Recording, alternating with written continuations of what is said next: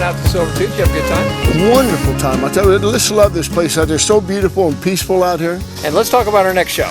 The next show is going to be just unbelievable. I had a chance to go to the 4th annual Cowboys for Cops parade down in Kansas City. Loved it. I tell you what, and a big tribute to our police and our first responders. And Ernie, we're going to head down to Lewisburg, Kansas, and Better Horses are going to introduce a new trainer coming on board. She's an up-and-comer, Ashley Purden, going to give us a lot of tips coming up in the next 6 weeks. Then from there, we're going to head south to Weatherford, Oklahoma, and hook up again with Phil Haugen, who he's going to be spending some time talking about bits, the ins and outs of the bits. And not forget, we're going over to the Little Britches Rodeo right by the Lazy E in Oklahoma City. And Ernie, we got a chance to film some local heroes. But let's not forget the hearty grub and a little bit of frittata, which is a French recipe that Chef Tel Mark come out with that you're really going to love. Looking forward to it. So get yourself a cup of coffee. And you know, while you're out, call a friend and tell them about Better Horses TV, because we're having a blast.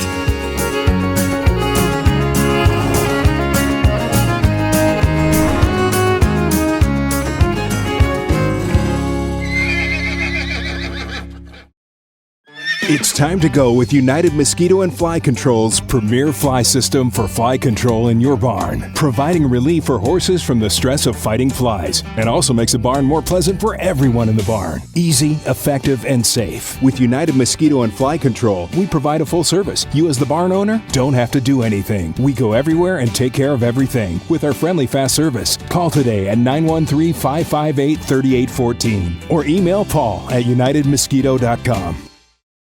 Someday I know my paint horse will be white.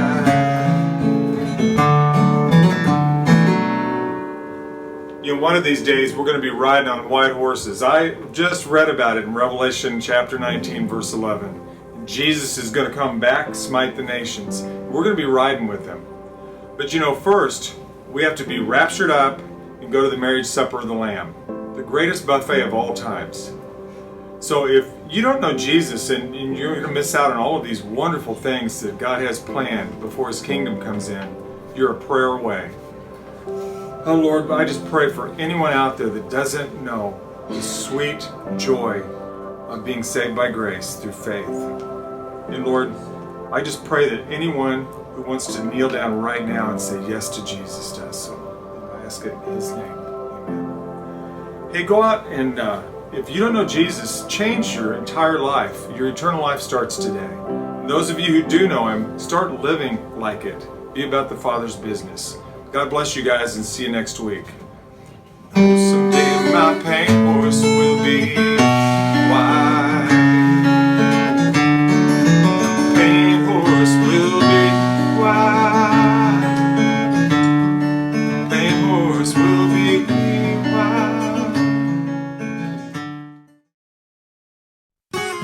Back in the saddle and out on the trail with Ernie the horse guy, now fun will prevail. We'll meet the best horseman under the sun. Tip our hats to the ladies, keep the good Lord number one. Ride along, sing your song. Along with better horses, we're right where we belong. Faith and love from up above, the best of the good life's yet to come. John Deere is known for quality equipment. This quality has created a perception that John Deere is more expensive than other brands. But high quality doesn't mean high priced. The truth from buyers in our area is customers who have purchased a John Deere compact utility tractor saved more than $2,000. Dare to compare us before buying. You and your wallet will be surprised. Nothing runs as long as a Deere, and we'll prove it with our exclusive 10-year warranty. Visit heritagetractor.com/compare to learn more.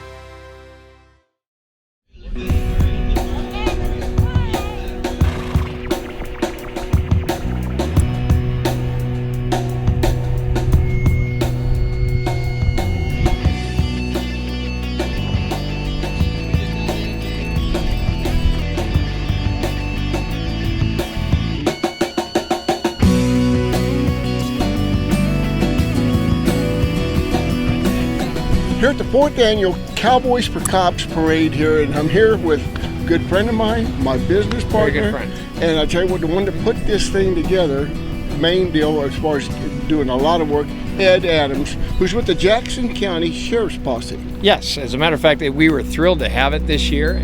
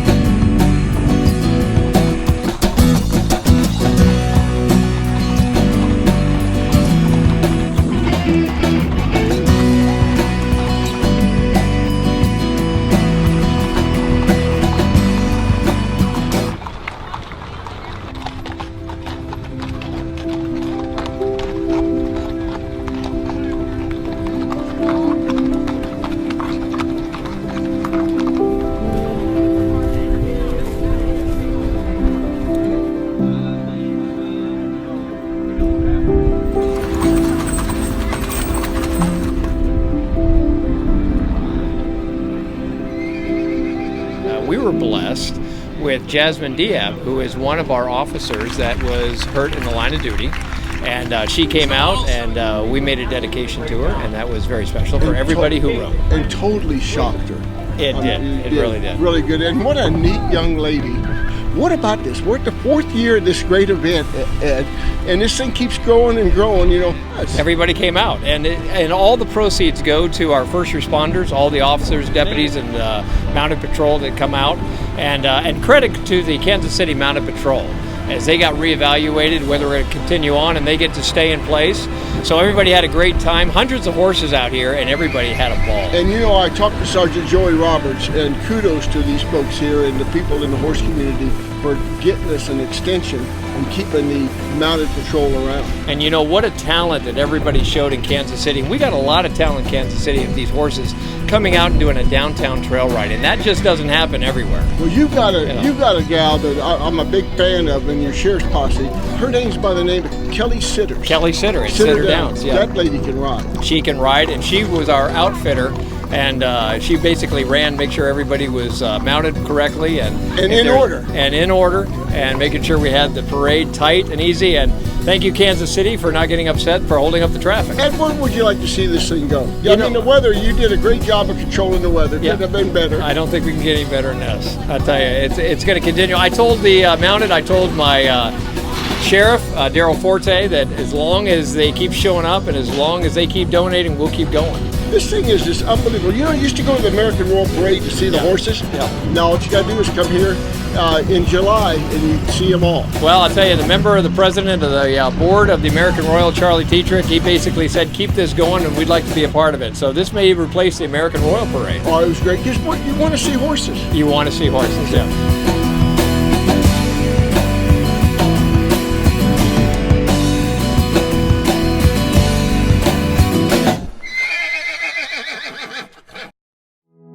What do you get when you bring together one of the biggest names in veterinary medicine with one of the most caring and committed teams of horse health experts in the industry? You get a vaccine portfolio known for its quality and safety, a pharmaceutical line you can rely on to help manage pain and support performance. You get the products, programs, and people of Merck Animal Health.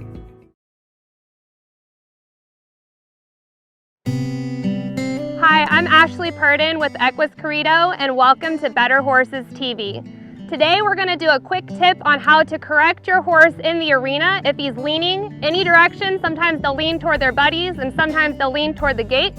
So this will be a great exercise to start correcting that behavior. So here I'm going to send Socks off on a straight line. And as soon as she deviates from that straight line, there she pulled left, I'm going to pull her around in the opposite direction. I'm just using one rein, and I'm using my opposite leg. So it's right rein to left leg right now. Waiting for those shoulders to come around consistently. There. And I'll send her off on a new straight line. As soon as she leaves that line, there she pulled left again. I'm going to pull her around the opposite direction. So she's showing me that her mind is on the out gate right now, which is pretty typical for when you're in an arena. There, she pulled toward the gate again. I'm going to pull her around the opposite direction. And I'm just waiting for those front feet to connect with her nose. I don't want her hips swinging around. I want those front feet to be crossing over. Pick another straight line. There, we lean toward the gate again. I'm going to pull that nose around. This is left hand, right leg right now. So opposite hand and leg. Pushing her with my leg. Pulling her with my hand until those front feet cross and she comes through. So when you repeat this over time, your horse will decide to listen to you better. They won't lean nearly as much towards whatever it is that they're magnetized towards. It could be the gate, it could be a buddy, it could be the barn. And they'll start tuning in and listening to you better. This is a great exercise for working on circles, reining patterns. When you come through the middle, a lot of times you go to do your lead change and your horse will lean toward that gate. It's a great time to stop your horse, pick them up, and pull them around either direction. This works for all different levels of horses. I use this on my horses the first 30 days of training, and I'll use it to tune up the older ones as well. I'm Ashley Purdon. Thank you for watching Better Horses TV. We'll see you next time. Hey folks, don't go anywhere. We've got more Better Horses coming to you right after this from our sponsors. In a natural, free roaming situation, horses graze nearly constantly throughout the day and night. When feeding horses in stables, it's ideal to try to mimic this feeding behavior. Horses in stabled conditions should be fed their hay so they can pick at it continuously between feedings. Visit our website at stanleyforage.com under Nutrition, then Nutritional Resources to help transition your horse from winter to spring in the coming weeks. Hello friends, Ernie the Horse Guy here we're talking about Guthrie, Oklahoma. I'm here down at a beautiful facility at the World Finals of the Little Britches Rodeo, and I'm here with Southeast Kansas! I can't hear you guys. Southeast Kansas! What an unbelievable group of cowboys and cowgirls, and I'm here with the president of the Southeast Kansas Little Britches Rodeo. Yes, Marcy Prouty. And this has been going on a whole week. Yes, we got here on Saturday and helped with check-in.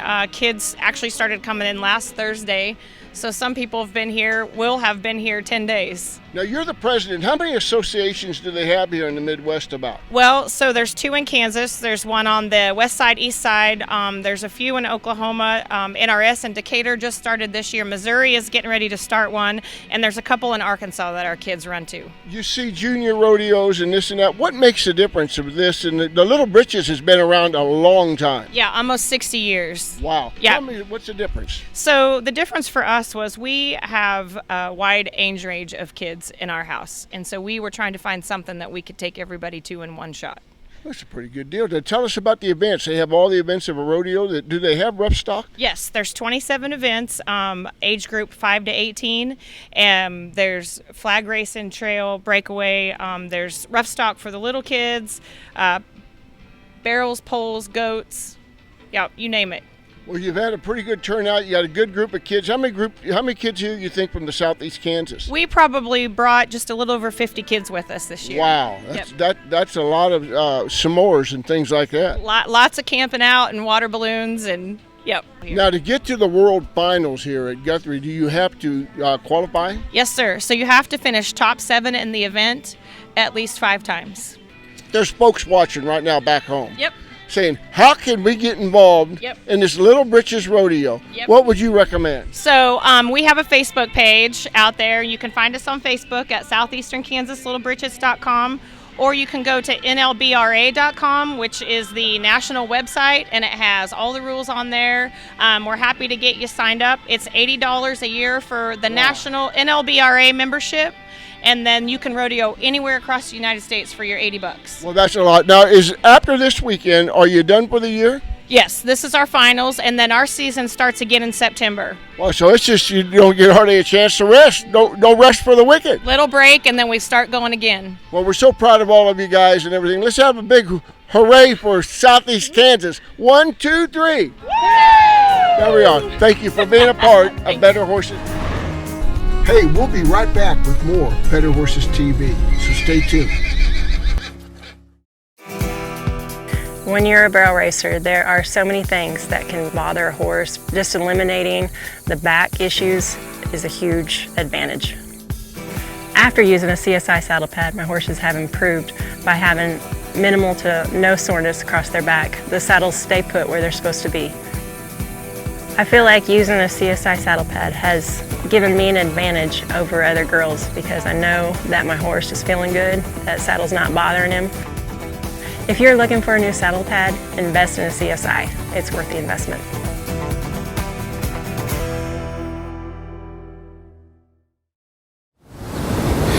Hi, I'm Phil Haugen. Welcome to the show today. Today I'm going to talk about something that I get a lot of questions about at my clinics, and that is snaffle bits and what I start a horse in and why.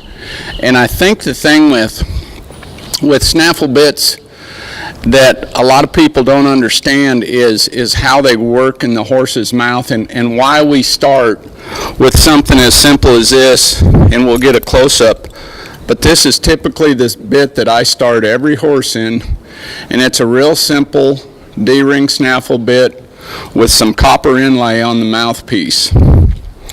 The reason, and it took me years to figure this out myself, but the main reason that you see the good horsemen starting horses in a snaffle bit is that because of the snaffle, where it breaks in the middle like this, that releases a lot of tongue pressure. So the way this bit works, and I'm going to put it on Casino here so I can demonstrate, you have to remember, headgear, your bits, your mouthpieces, what their purpose is for you to be able to send a signal to this horse's mouth, okay? When you send that signal to this horse's mouth, they process it here in their brain, and then they send a response to their body. So the reason a snaffle bit, and my preference is just a smooth mouth, meaning the mouthpiece is smooth. A smooth mouth D-ring snaffle is you're only sending one of two signals to this horse's mouth. There's no pull pressure, meaning there's no pressure on this part of the horse's head. The pressure that you're putting on this horse's mouth is either on the cheeks right here or on the bars of their mouth, which is the lower jaw, okay? So if I've got pressure on this bit right here, okay, I've got pressure on the bars of this horse's mouth and light pressure on the cheeks. So if I'm flexing this horse laterally, okay, and you're going to be able to see the right side of this horse's head, okay, if I'm asking this horse to flex laterally, I'm putting pressure right here, okay? So you use pressure or contact to stimulate that thinking response in that horse's brain. A horse is always looking for that release. The release is what you teach, okay? With a simple D-ring snaffle like this, you're only sending one or two signals, whereas we're going to talk about it in another episode when I advance on to a bit with a different mouthpiece or a different shank. Then you're adding more signals to that message that you're sending to that horse, or to that signal you're sending to that horse. Initially in the training process, you have to remember that I don't believe there's a horse alive that wakes up each morning thinking, man, I sure hope Phil puts a piece of hard metal in my mouth this morning and pulls around on it. That it's not, I really don't know that if a horse could talk, they would ever tell you, oh, I love that bit. Some of them they accept more than others, and I think the reason a horse is accepting of a bit is all in the way you present it, okay? So this real simple snaffle bit, when I'm just sending one or two signals to this horse, it's so much easier for them to process that, okay? If they're just feeling contact on the bars of their mouth or the corners of their mouth, I think we have a lot better chance of them finding the answer and finding that release point.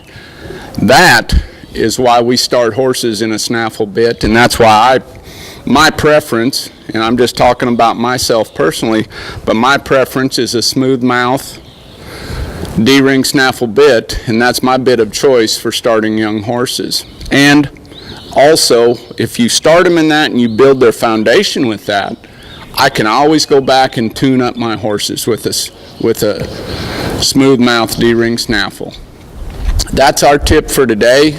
I appreciate you watching the show. I want to thank Ernie and his crew for coming down and letting us be a part of Better Horses TV.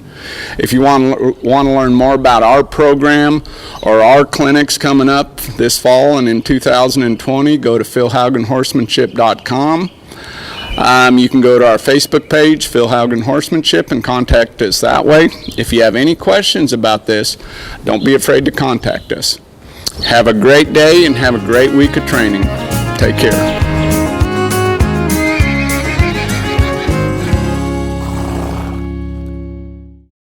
You care about your animals and feeding them the best. And that's where Purina's local Kansas City dealers step in, providing you experience, knowledge, service, and advice. Purina feed dealers are people who believe in community involvement and who believe in you. They have a passion for the feed industry and are committed to helping customers unlock the potential of every animal. If you are looking for a trusted source for your animals, look no further than your local Purina feed dealer, your partner in animal care.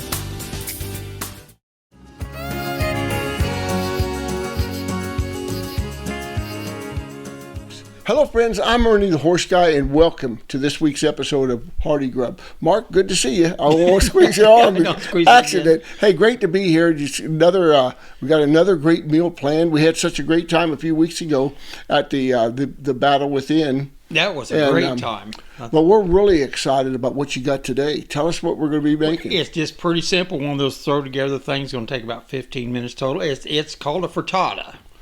It's an omelet on steroids, is basically. Well, you know, I better have some ingredients. Knowing you'll have the ingredients. About 10 or 12 things going to go in there. It don't take very long once you get everything chopped up. Well, why don't you? Let's turn it over to you, Mark, right now, and tell us what you're going to be doing. Okay, we'll start with we brown a little bacon in the skillet and put some ham in there just to get it started. We'll get that fired back up.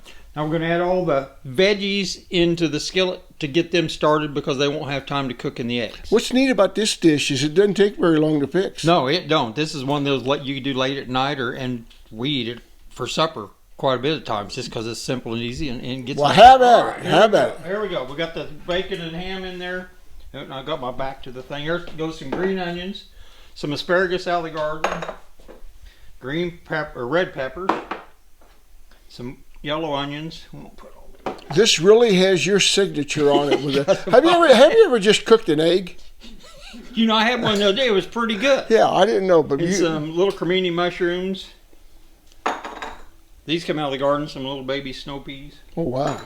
And we're gonna add a little chopped kale to it just because I like kale so much. It'll kind of disappear. We'll put all that. Now, do you grow your own kale? Well, yeah, and it just grows wild. It just goes nuts when you get it going. We're going to get a little heat on that. We're going to add just a hair of oil to it. My bacon didn't make quite enough. And a good deal of salt and pepper.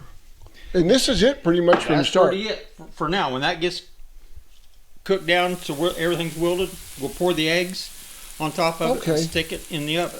Well, whip the eggs up really good so they're really frothy, and it'll make a crust on the bottom and on the top of it. Well, it looks really good. A lot of times, nothing wrong with having this in the evening. I know one of the things favorite to me is a breakfast in the evening. You don't have to have breakfast just in the morning. No, we eat breakfast quite a bit in the evening. Okay, give me a little while to cook on this, and we'll see how it turns out.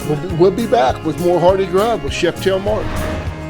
Hey, folks, don't go anywhere. There's so much more Better Horses right after this.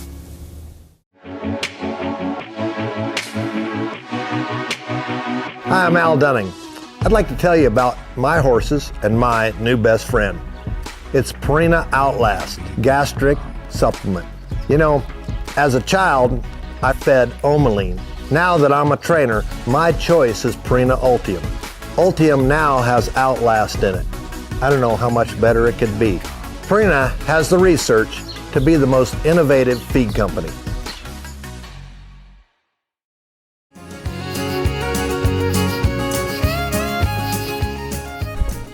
Hey, we're back with the Hardy Grub segment, Mark. This was fun. It was kind of fun doing that for Todd, it was. Oh, well, and it was great. I tell you what, you did the old Mark Berkdahl thing, threw everything but the kitchen sink in it, and it still comes out tasting great. What do you mean still comes? What do you mean still comes? You remember when we started doing this? I had to have like ketchup on everything. Yeah, I know. But what a great meal, Mark. Let's talk about the final presentation. Like I say, it's got do it just right in the oven. You get the crust on the bottom, the crust on the top. And I made a little pico de gallo corn salsa to go on top just to kind of set it off a little bit. Sprinkle a little mozzarella cheese, believe it or not, over the top of it to give the cheese a little gooey texture to it. Looks very similar to a quiche. We call it a fricoco. Frittata, yeah. Really good stuff. I tell you what, wonderful deal. We look forward to it. Had a blast doing this. And I tell you, we've got some Hardy Grubs lined up where we're going to have some guests with us. Oh, yeah. We've been working on a deal. That'll be fun. Don't forget about the little fruit cup that Connie made. She did that. She worked awful hard on that today. Oh, yeah, it looks awesome. I can't wait to dig into it. It's really good. Really good. I tell you what. So we got that. And then next week, we're going to have another Hardy Grub that's pretty darn good. We're going to try to do a stuffed French toast. French toast is going to be wonderful. But folks, we really appreciate you tuning in to Better Horses, the Hardy Grub segment with Chef Tail Mark. Always check us out on our web, betterhorses.com. I'll try to do some recipes. It's been kind of hectic around here. Like you haven't had anything to do. Finally got congratulations to the Berkdahls. You got the farming done. About done. We got one field that's a little muddy yet, and it's going to rain for the next 2 weeks. Good. But we're getting. Hopefully you get a chance to get on horseback. Oh yeah, that'd be nice. On that. So, folks, thank you again for tuning in to Better Horses TV, and especially our Hardy Grub with Chef Tail Mark. Till next week, we want you to have happy trails. And keep your powder dry. I like that. It's been hard to do. On that. So, hey, thank you very much, and we'll be talking to you next week.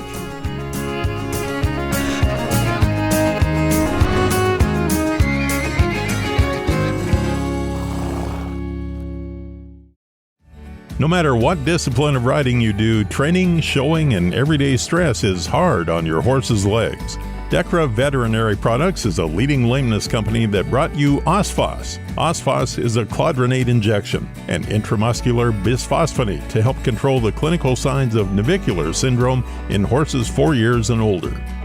Ask your veterinarian if Osphos is right for your horse. Dechra Veterinary Products is a proud sponsor of The American.